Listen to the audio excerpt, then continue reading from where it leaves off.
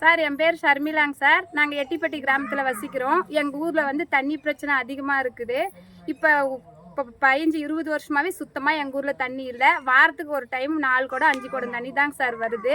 நாங்களும் எவ்வளோ பிரச்சனை பண்ணி பார்த்தோம், போராடி பார்த்தோம். மேலதிகாரிங்க யாருமே கண்டுக்க மாட்டேன்றாங்க சார்.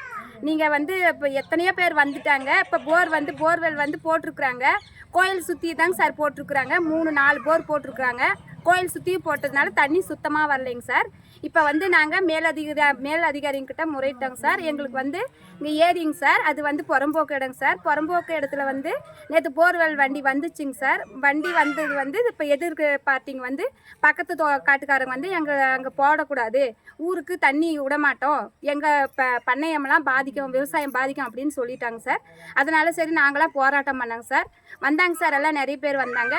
வண்டியும் ரிட்டன் அனுப்பி விட்டுட்டாங்க. அதே இங்கே நம்பர் வந்தாங்க, அப்புறமா தலைவர் எல்லாம் வந்தாங்க. வந்துட்டு எவ்வளோ பிரச்சனை பண்ணோம். நேற்றுலேருந்து எங்களுக்கு வந்து எந்த ஒரு நடவடிக்கையுமே அவங்க எடுக்கலைங்க சார். இன்னைக்கு வந்து வரேன்னு சொன்னாங்க சார். காலையிலேருந்து வரேன்னு சொன்னாங்க. இன்னைக்கு காலையில் 9 மணிக்கு அனுப்புறேன்னு சொன்னாங்க. இப்போ 9 மணின்றது 11 மணி ஆயிடுச்சுங்க சார். இப்போ வரைக்கும் யாருமே வரலைங்க சார். இன்னைக்கு தண்ணி இப்போ தொடர்ந்து 4 நாள் ஆச்சுங்க சார். தண்ணி வந்து எங்களுக்கு காவேரி தண்ணியும் வருது இல்லைங்க சார், போர் தண்ணியும் வருது கிடையாது. நாங்கள் எப்படிங்க சார் இது பண்ணுறது?